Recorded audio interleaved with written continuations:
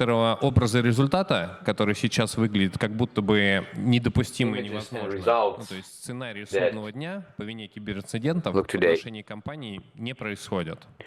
And scenarios of doomsday in some companies don't happen. We as an industry and experts, we can very well formulate how we measure the result and what data we need to measure the result. А можно музыку убрать? Please turn off the music. Спасибо.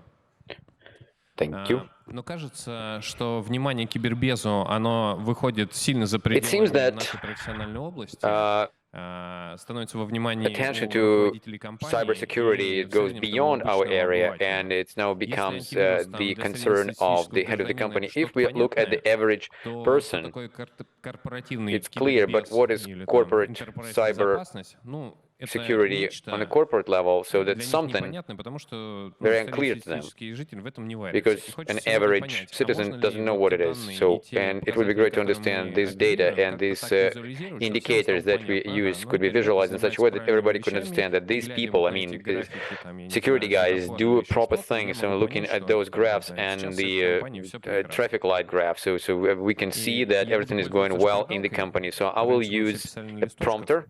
So we used to write on a piece of paper, so now on the tablet. I would like to introduce my colleagues. Today we have Artyom Geller. This is design director of AI Studio and the main developer of the website of President of Russia, Andrei Abashev, the head of the Information Security Center of Anton Kuzmin, technical director of InfoState in Age, and Alexander Kondratenko, who is responsible for risks. In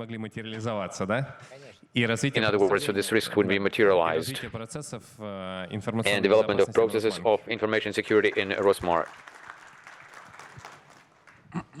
Смотрите, вот за время жизни вообще индустрии кибербезопасности of lifetime of cybersecurity business, we managed to generate and collect a lot of data. Хочется понять, а какие все-таки данные сейчас актуальны? It would be great to understand what data is actually appropriate to collect today and what volumes we need them and why.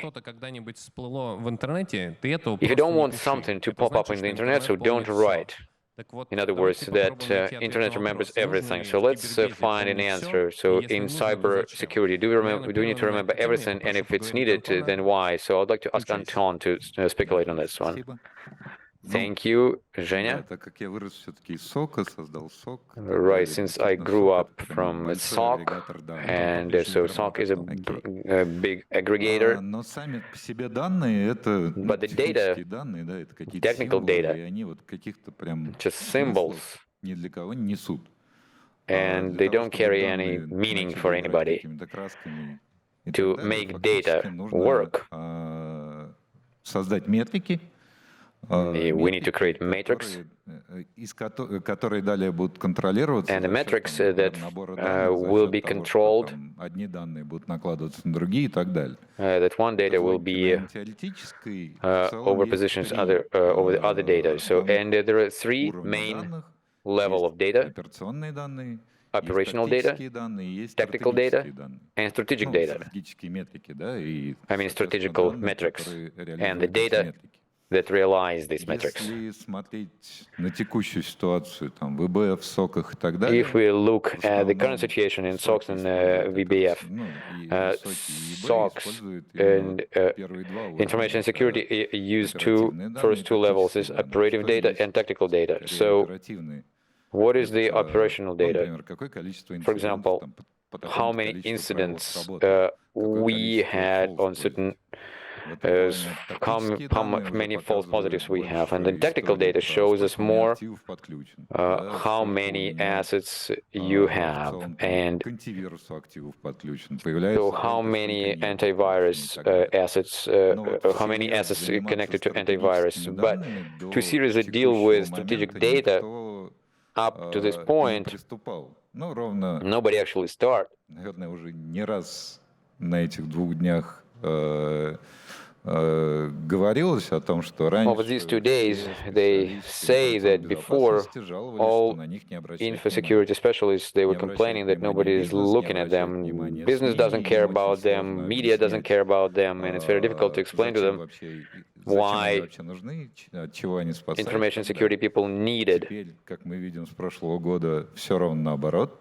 But after the last year, we know it's actually the other way around, so we need to completely reconsider how we communicate to the business. Because I think that 90% of people, they're visuals, and to talk to business, we need to have pictures to explain to them what we do. Anton, let me interrupt you for a second. So you, as a practitioner, in order to evaluate the resilience of the company, so what data do you use? Before, okay, before we looked at technical data, how much we control, how many vulnerabilities we have, so how many uncovered vulnerabilities we have, and third-tier vulnerabilities. And you build a model of network perimeter and where it takes you and all that.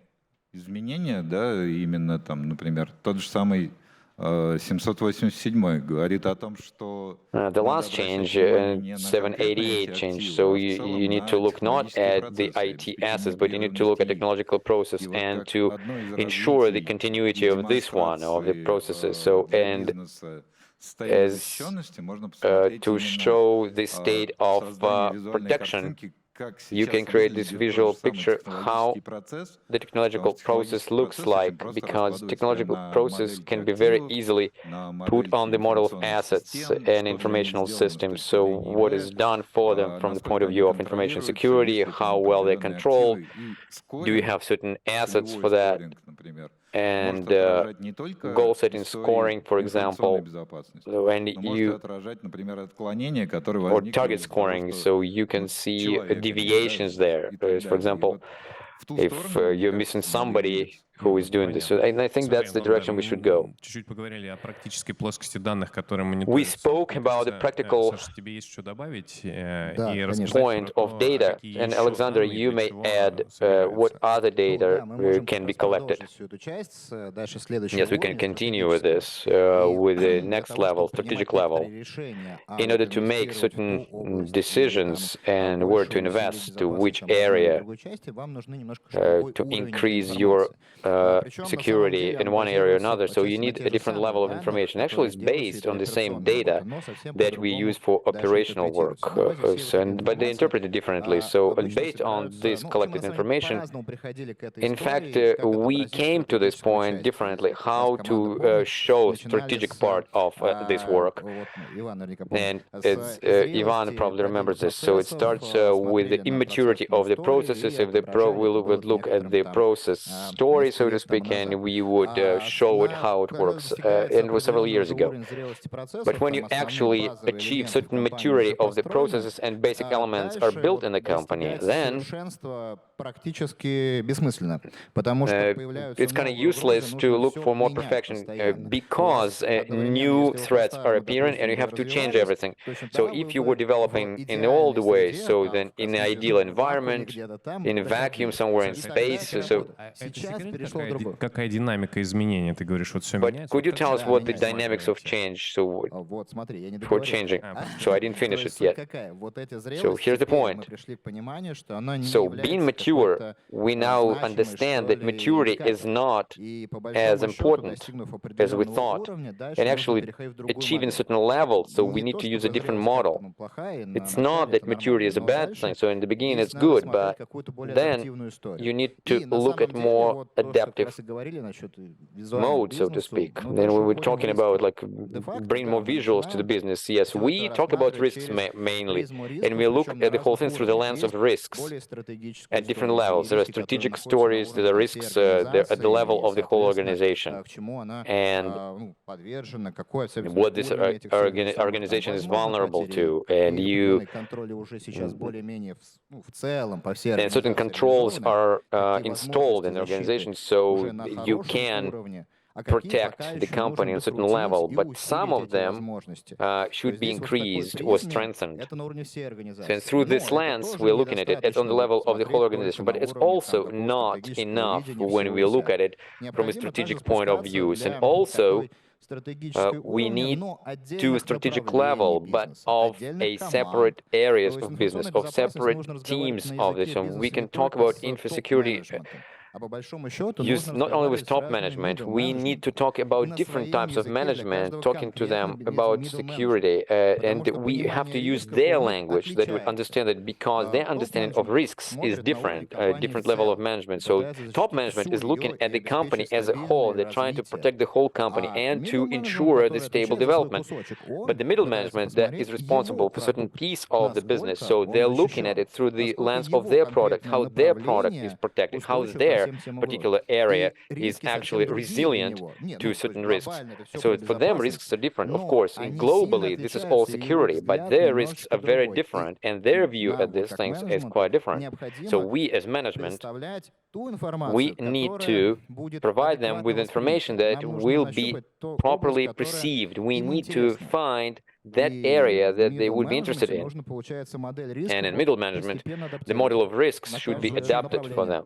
Звучит так, что нам стоит придумать, а может быть, придумать несколько вариантов представления данных, которые бы отражали объективную картину для разного have to come up with the different sets of data that would show a more objective picture for different management levels of the company. Yes, right. So you can't measure everything in the same way. It doesn't make any sense. So that's why we'll have to develop a model and let the model be kind of one unified models, mitigating risks. So the model already exists before us, and then we need to adapt it for different levels, and not just apply it to organization as a whole and to make metrics for all your infrastructure and the gaps that infrastructure has, but we need to break it down to more elements and present it to different areas of business and present them their piece, so that some product is protected that much, or another product could be more protected. Andrei, could you add something else here? Ну, с моей стороны я бы сказал, что первое, отвечая на вопрос, какие данные собирать. Well, on my side, I can say what data to collect. Well, first of all, we need to answer the question, what is the purpose of collecting this data and whom we are going to bring this data to? As I said before, there is operative and strategic level and tactic level. So if we're talking about the process model, so we need to understand where we need to collect this data and how we can improve processes within us. It's probably middle management, or this is the management of information security department. If we are going to bring this information to top manager, then we need to analyze the collected data again. We need to repack it and properly emphasize what's important, because actually the question is what exactly we want to bring up. We want to show how efficient we are.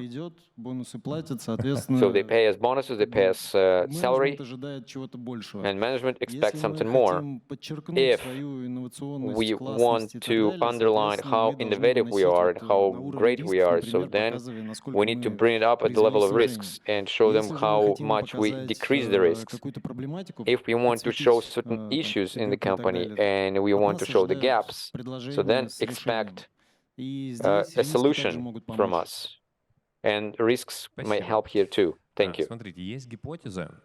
There is a hypothesis that you can visualize anything. And knowing how the data works, for them it doesn't matter when we're going to look at the visual aid. Знаешь, я тут, наверное, приведу простой пример. Вот у всех у нас есть там в смартфоне навигатор. In smartphone, we have navigators. And when you look at the navigators, so you understand which direction to go, if there's traffic jam or not. But in fact, what what actually moves the navigator, what the data moves the navigator. So I don't really understand that. And maybe Artyom will tell us what to do with the data in cyber security. Well, let me just continue to join my colleagues. I'm a bit from a different area, and maybe my idea would be interesting for you, because we quite often work with clients. Делаем доступными те интерфейсы для различных аналитических центров и так далее. Available data for analytical centers, and we have quite an extensive experience in this. And usually the story is how to sell it. It depends on our clients and the targets they have, and so we need to ask them, we need to talk to them, we need to get the information of what they actually want to get. Because if from our point of view, we may think about one thing, but the business might need the different thing. So first we need to clarify what they want to get. So going back to visualization matter. So anything can be visualized. Here is an issue, and I would like to indicate it. А такого, к сожалению, я вынужден сказать, в индустрии информационной безопасности. So this realization is kind of get out of me. So don't tell me this. So actually, you can't visualize anything. So, but what's important, like in Navigator, as you said, the context situation, who uses the product, how they use it, and so what it does for you as a customer. And sadly, since I worked with different products, with the final products, and when you're a designer, when people have in their head, so they want to have this accessibility, the availability of information, and clarity of information, and oftentimes we say we make products for programmers. So the result we have is very hard to sell to the management within the company, let alone outside the company. And there is another thing. Oftentimes, well, situation changes today. There are many ready-to-go solutions and modules when something is ready, and somehow it's done, and it's made to be able to sell it to many people, widgets and modules, so they're made for everybody, sort of, and not for anybody.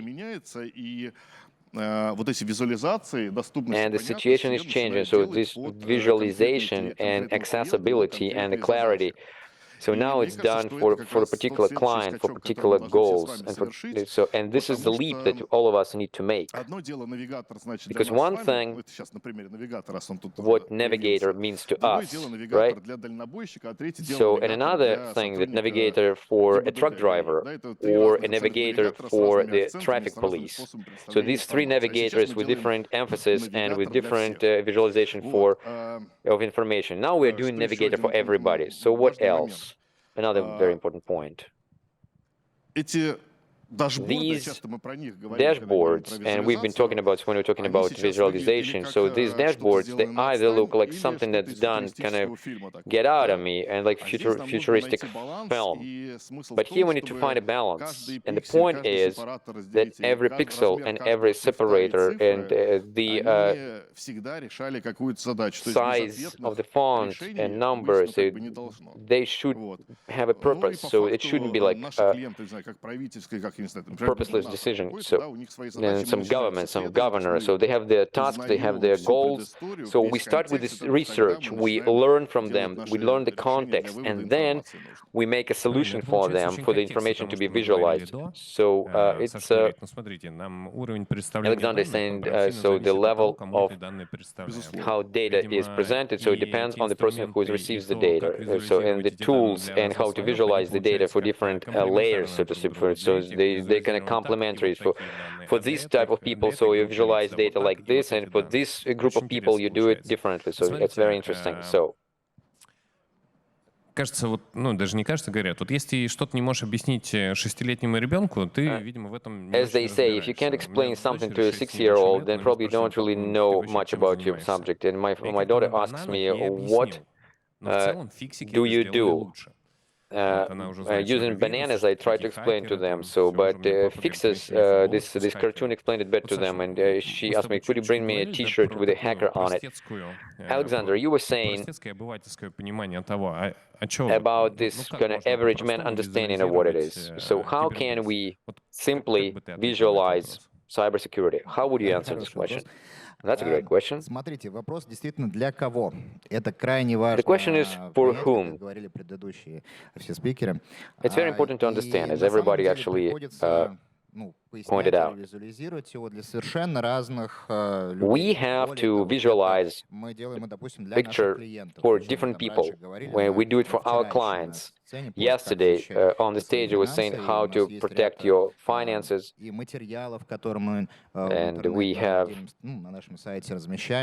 information materials that we put on the internet. If we decrease this negativity that exists with frauds and stuff, we actually make a separate dashboard for people with disabilities, and it should be visualized for them differently, so like basic norms and all that, so it's all the technical norms of protection all the same. But there is a different thing when with big companies we make separate sessions, some sort of like training, and we tell them about how finances should be protected. And of course you have to deliver it, present it to them somehow differently. Come to a corporation, and there are different approaches that they use in this corporation, and you have to keep that in mind, how to talk about it and how to raise the awareness. Then another thing, when we discuss something within the company and we talk about a project and we're trying to decide how we're going to launch the project and then you're not just talking generally about what security is or cybersecurity is, and as you said in the beginning, we need to tell them what exact risks they are in this particular product and what should be done in order to decrease the risks. Besides, you need to kind of measure the risks, and when we spoke with our colleagues, when we're talking about on stage about the analysis of risk and the number of risks, so this is what's important there. It's very important to calculate it, and the numbers are important, and so visualization should be in those graphs, like it looks in finances, but for others it can be just, mind-blowing, but this should be financial indicators. But for financiers, financial director, this presentation, this visualization would be much more understanding than any other thing. Even for cybersecurity, they might not, when we're looking for the financial graph, they won't understand it. So, but that's why I'm saying, so to whom you're presenting this information, you have to keep in mind your target audience.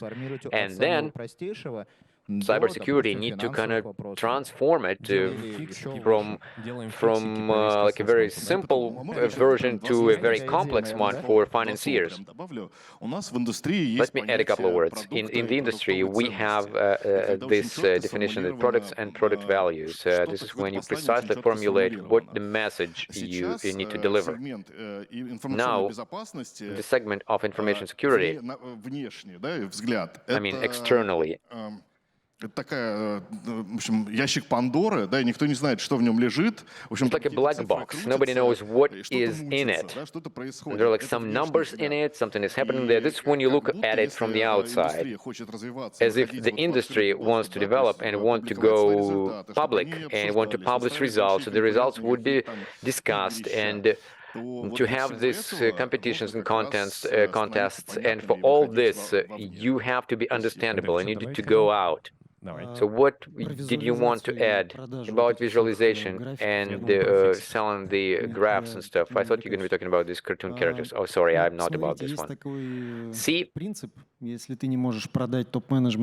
there is a principle. If you can't sell it to top management while you're in the elevator with them, so that actually works. So all these graphs, visualization and stuff, so it gets on the table of the people who have no time. For them, the emphasis is important. They should be properly put. And they need to understand, is it good or bad? For them, it's interesting to see retrospectively what's happening with data.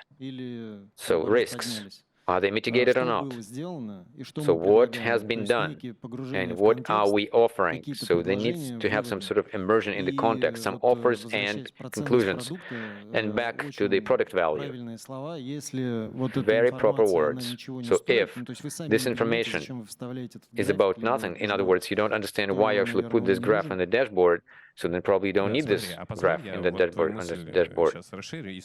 Maybe expand on your thought. When I was talking about the industry, and we as industry, that cyber security should be resulting. And actually, that kind of formulated the demand of the requirement of business to cybersecurity. And they usually would talk, the talk would be, I have so many things to do in cybersecurity. So yesterday, Можно этого от кибербеза требовать? Ну, кажется, можно. They come to cybersecurity and say, so is it possible to do it in such a way so that I wouldn't be put in prison? So I don't want the money to be stolen. Is it possible to do within this cybersecurity? And I think that's a normal requirement to information security. So, Andrei, this is what I would like to talk about. So how? Where they need to look at? Like, they're not going to get in prison, so nobody's going to arrest them. So what do they need? Like, plan of projects. So how to determine that? Top management. These are the people who manage big business. It's not only CEO and CFO, but many vice presidents who are responsible for their blocks. And this is the board of directors of the company. That's a body of the company, people from different functionalities. And what they're interested in money, compliance. And through lens of what we are going to bring this information to them, and that's kind of secondary. So it can be a list of projects, they already invested in the project, and they need to look at status, where they are. We can reduce the investment because everybody understands that the time is difficult, and even the money they have, this money can be cut. Compliance, well, you need to look more in the law registry. No, I think you got it right. Yeah, Anton. Aidar, where you look at? Where did he look at to sleep well? Well, he looks at our own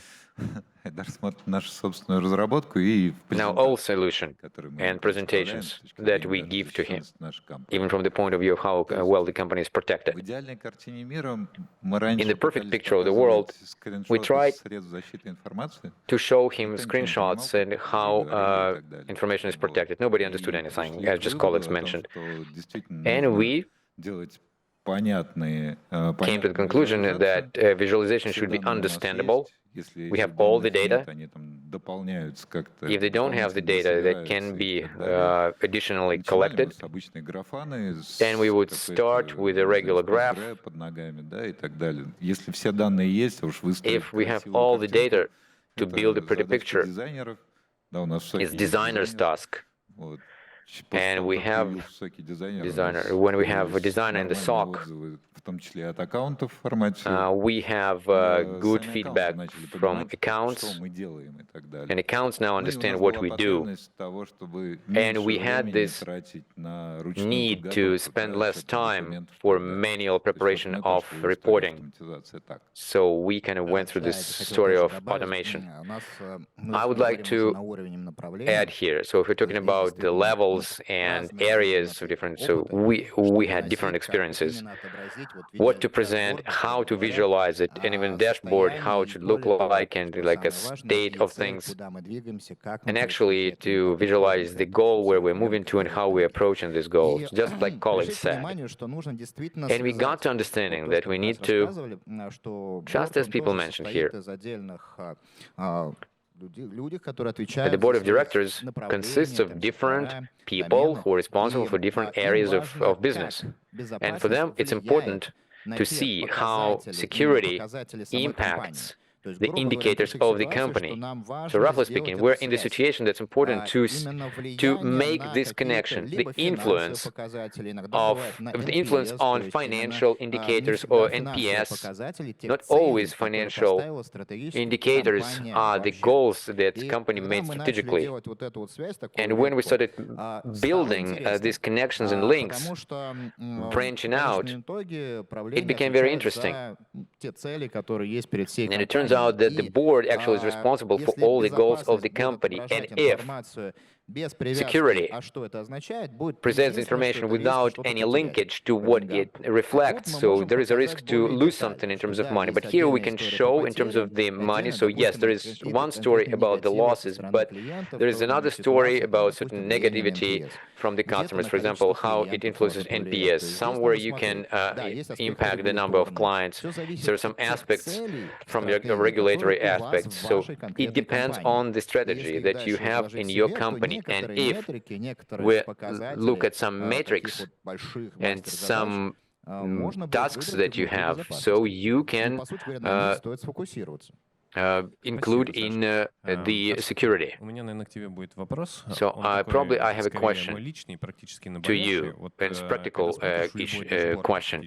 So when you look at any dashboard, so you have a traffic light, and then the traffic light with a gradient. Can you talk about the visual experience that is in trend and how people look at the data so that they wouldn't see the traffic light, so to speak? Well, forget about the trends. Okay, fine. Because it doesn't work. Because a similar interface, so they work with certain tasks, with certain goal. When they buy a train ticket, so they have big interfaces, and it's not because some freaks did it without any aesthetic feeling. So they did it, so that they can do it quickly. So dashboards, they have this task to make it easy for people to work with it. So if it's analytical center, when they need to make important decisions, so this с таймером каким-то, с звуковым сигналом, в общем, что угодно. Если это какой-то So if it's some easy notification and in mobile applications, so they can be quite light. But even aesthetics, so what I'm saying, is built on a task. So one thing, you do an interface for a dashboard for a military jet, and it's not like everything is not so beautiful, not because it's not aesthetical. And one thing, it's a toy, it's a game for iPhone. Хотя, конечно, какую-то специфику можно выбрать, и мы же все знаем, что you can find something. I mean, if you have a gradient, this could be a little bit more loaded. That means it takes more time to load, and your dashboard is probably should not be that fast. So can you do it beautiful? Yes, you can. And it's gonna sell. And yeah, you can look for the consoles and not see it. And that's why programmers are sitting in the terminals to do it beautiful as well. I think the future is not about terminals, but at least today. Soon programmers would not have to program anymore. I would just add and say that the main thing is that you have to interpret it in a one way. People have to see it. And secondly, it's about using infographics. I remember some examples when, for instance, the salary gap, the salary. I think it would be great, like a fork, sort of. And if you show the path of developing, this will be like a wavering line. And in the end, it goes like a downward graph. It would be a bad example of visualization, because we have a roadmap and then we're kind of dropping somewhere, like a zebra, sort of. And immediately you all the toys and stuff like that. Well, anyway, we've been speaking a lot about the tools, about the toolbox, and about interpreting data, which is reflecting our company's safety or resistance. What kind of trust level to these tools? Anton, can you please comment anything about that? Доверие. Ну вот мы же сегодня говорили, ты кому-то... Yeah, I mean, trust. Trust. You are showing some kind of presentation. You display some kind of dashboards in your bathrooms. Why would you trust those data? Is this data even correct? Оно также равно и к актуальности. Ну, то есть, I think trust is connected to relevance. The more data is relevant and precise for the boss, like we know, не уделяет нам раз like a top management, 5 минут, да?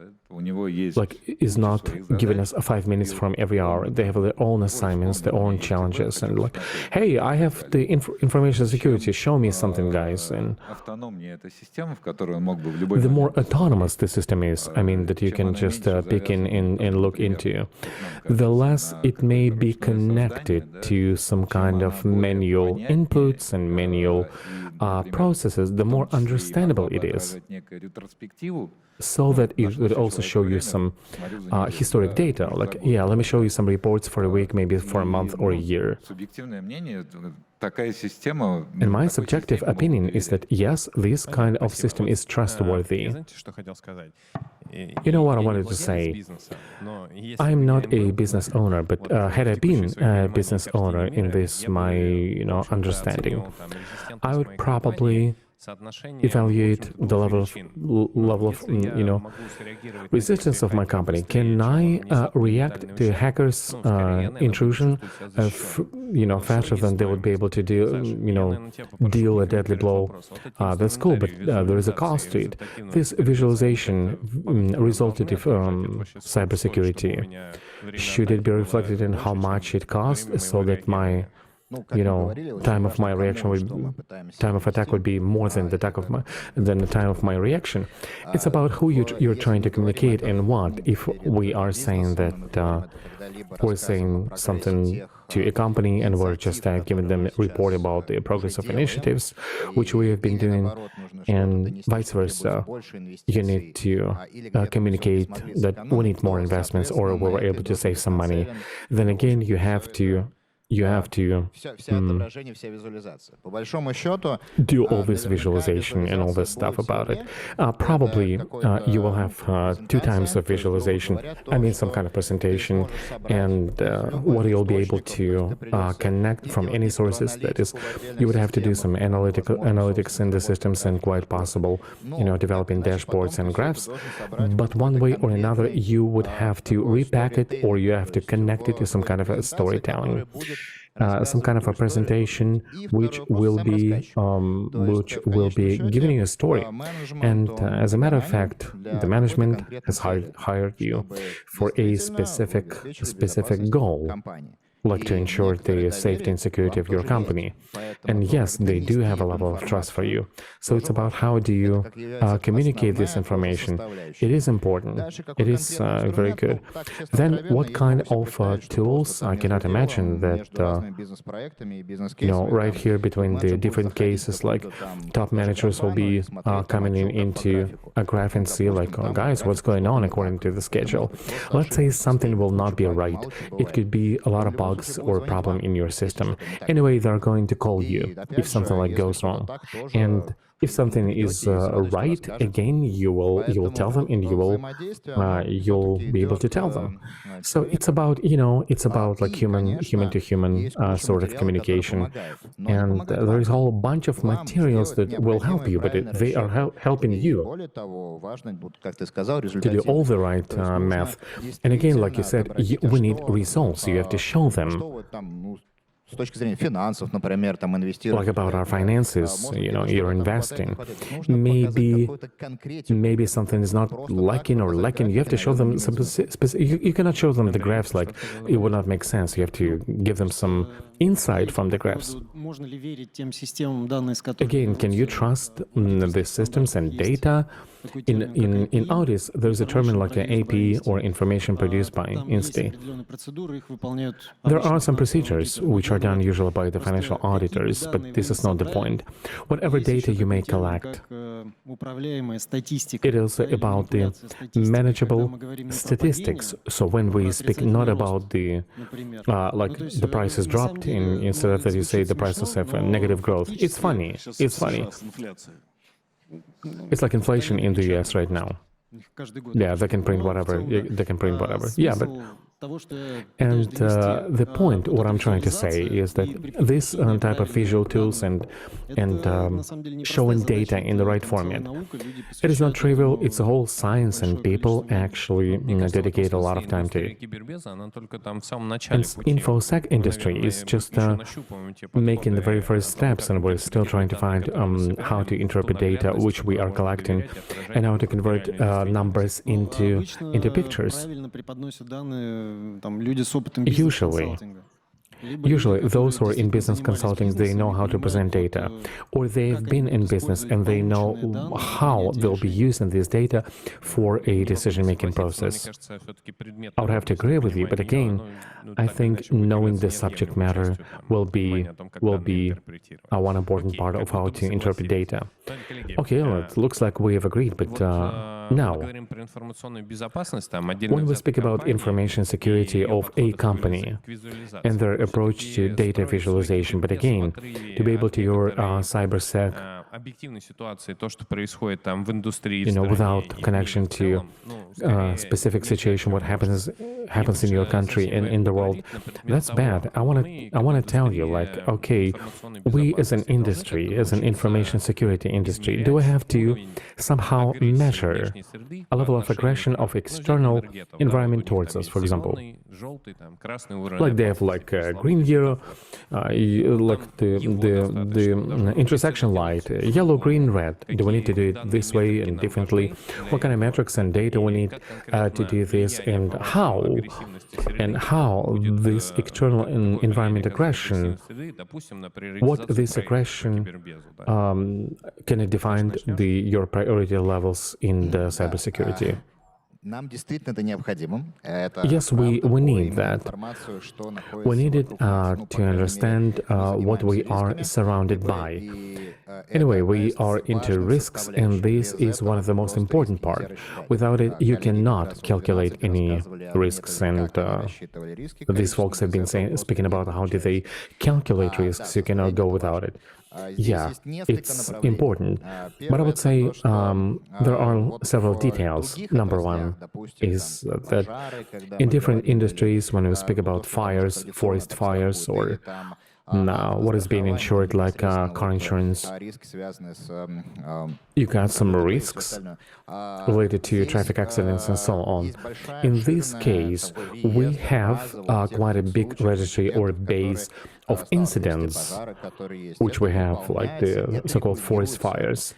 It can be regulated, and it can be monitored by the regulators and by the government, and it helps to the insurance companies to calculate risks and premiums. We do build this in information security at the moment in the banking industry. Central banks are connecting incidents, and they're building those databases. Not to say that we've always had it. We have stats about the forest fires for about 100 years, but in our industry, things are new and fresh. Even the incidents themselves, like a lot of new stuff is happening. So there are some challenges. Like, can we identify based on that what kind of projects should I move, and how should I prioritize? It's a different idea. When we were building, previously, we were looking at the processes, and we were looking at, okay, we gotta do this kind of big projects to become more mature and stuff. Then at some stage, we've realized that the IT and let's say the bank and the products, they're being released very fast. We are changing, we are becoming more and more digital, and we we do the rapid development and deployment. And how about the information security? It's not, it is not like applied, it's not connected to reality. So now we try to implement, or for quite a long time we've tried to realize, protection with building these products. We try to develop the information security. It would be like in one package. It would be done simultaneously with developing a company. When you're coming up with new systems and new products and systems, we make it as safe as possible from the get-go. We build strategy of defending this product. So it's like it goes hand in hand. It is not like, okay, you have a separate program, you prioritize this, project or... No. We do it for those specific products for which it will be relevant. And then you prioritize on the business level. It's business that decides, what are the products now, will be done now, which will be done later. And the information security is sort of like catching up to that. But it has to be managed. Yeah, that's the way it is. Can I say a couple of words about that, please? Yeah. Мне и странно эти два слова. Мне странно, что... I think it seems strange to me that in the field of information security, we do not have such a resource or the point of entry, be it for business, for citizens, and for whoever, for the media, where you could go and feel the pulse of the industry. It looks like we even like designers, we do not have this kind of simple monitoring tool. Like designers, they do not have their own website. It looks like we have it, but at the same time, we need to aggregate, we need to open up. Companies have to open up, and we have to aggregate data to have the common data, and it should be seen by everyone. I want to do that because it would be great not only for us, for companies, but for the country, for public policy, and everybody could use this data. Anton, it's a question for you. Cybersec industry is being blamed that we are trading fears. You come to a client, you have to say, hey, you guys are trying to scare us with this or with that. What I want to say is that can we build a database or bank of kind of scare factors, not to explain to people why we came to you and want to do this InfoSec services? What could be this database of the fear factors? Can you give me an example of this couple of the scary things? Like, if you look at the last year alone, I think nobody cares about this bank or this log of fears. You can open up the media.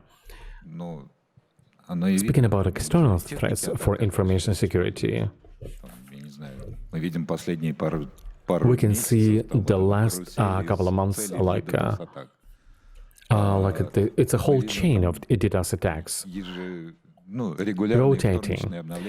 We can see the Tuesday Microsoft updates. They're closing down 2 vulnerabilities and opening up another 10. And InfoSec officers, they have to prioritize their work based on that. Let's say that you got a new vulnerability and you get a vector of attack, potentially. So, based on this data, based on the fact that it's being used, they are setting up priorities and then they adjust to what they have to do in the moment. Even speaking about the visualization, I would want to get immediate data, or like a real-time data. Hey, I have a new trend, and this is where I have my threats. Or if you got like open news or closed news, that there are some hacks of SMB market and SMB market.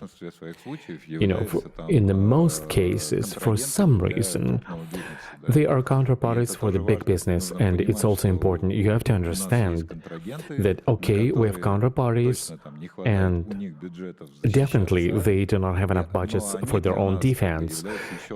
And for us, they're also another threat through which an attack may be developed. Смотрите, мне очень странно слышать, что якобы нет там баз единых и так You далее. see, it's like strange to hear that we don't have any databases or vulnerabilities.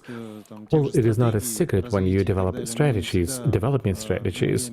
We, when I say we begin development and we try to see how things are moving on, like IT within the company. And we try to see where the world is going. You're sort of collecting external factors. And the second thing is the threat intelligence. And like in risk evaluation, you may be using this kind of information. And also, you have in the stack database of threats, you can also go to that and check it.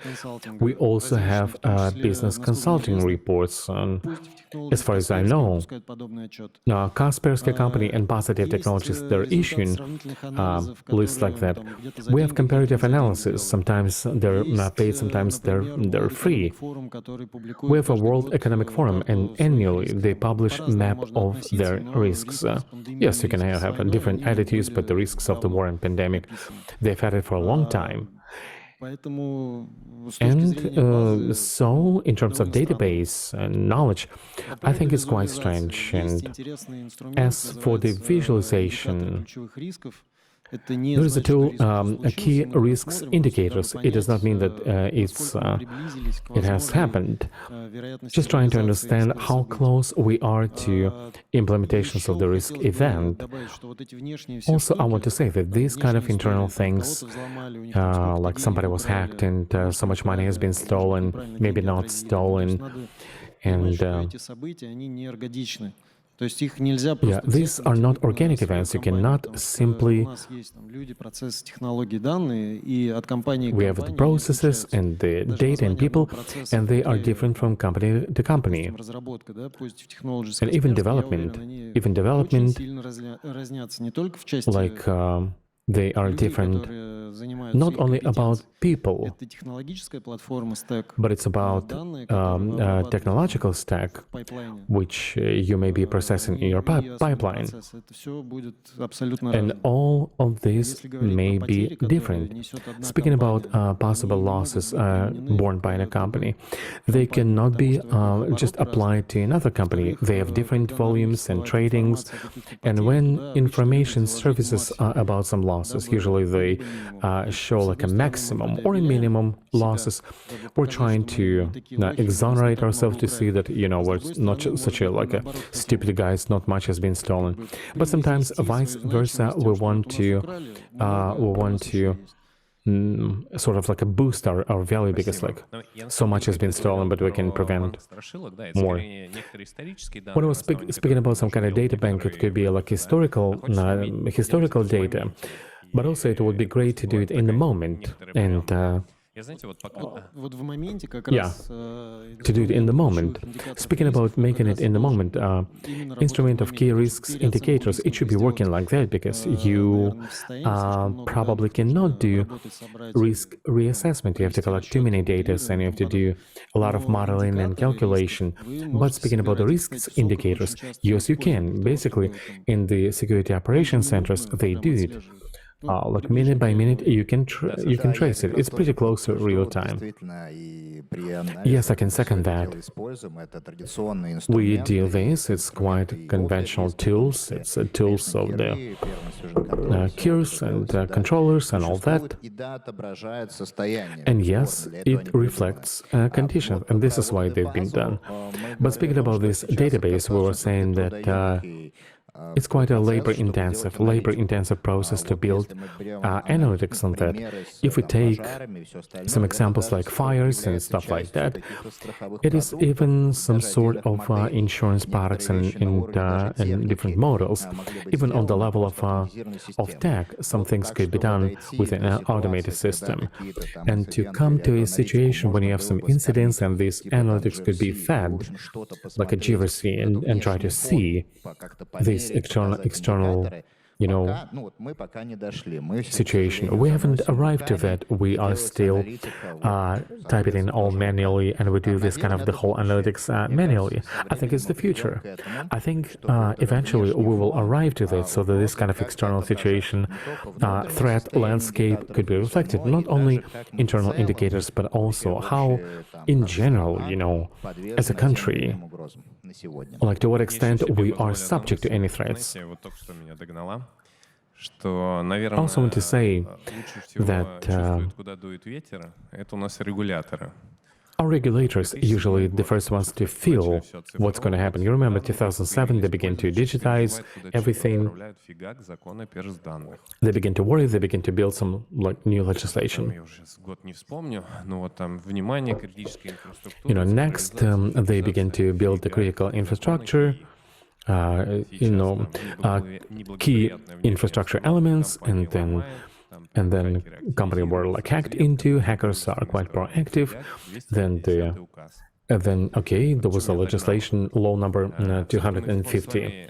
It dawned on me that we are in such an industry which is driven by regulators, because they are issuing legislation, trying to control it with different dynamics, but anyway, and at some point, we as an industry, we want to outpace regulators, not for them to be in the driver's seat, but so that external aggressiveness would give you a response should you act or not. We're wrapping up the session. Could you please take 1 minute each and to speak about what do you think about this discussion? Maybe you have some your ideas and final conclusions. Let's do it however would like to take the mic. Мне все очень понравилось. Спасибо. I liked it. Thank you. Yep. Я бы скорее просто вот с точки зрения, как продавать для бизнеса, расставлял акценты, что мы собираемся продать. That if you want to sell as a business, what you want to sell, to who, and I guess to provide more or less like a full picture, but try to do it very concise, very briefly, so that people would take this data or these graphs and so that they'll be able to make a decision we're asking from them, including data manipulation, etc., etc. But this would be important because people who will be reading your data, they don't have much time.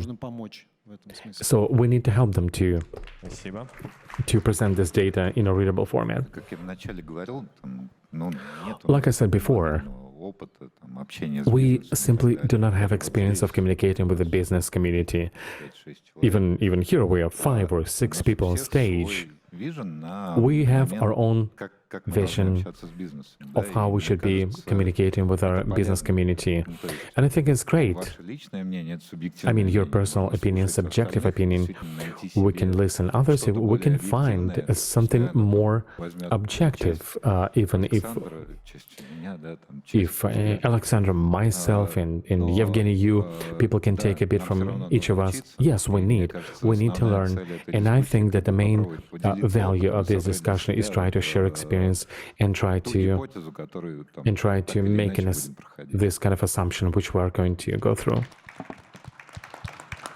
Мне кажется, что один из таких основных I think one of the main ways to showcase some of your ideas, it is not just to try to cram somebody on anybody and to sell, but to understand what are the needs of your clients. Don't just come and sell if people do not want to sell. People want to buy, they do not want to be sold. Do it differently. Try to understand, to empathize what they need from you. As a business, you've been hired. That means they wanted something from you, right? They need you.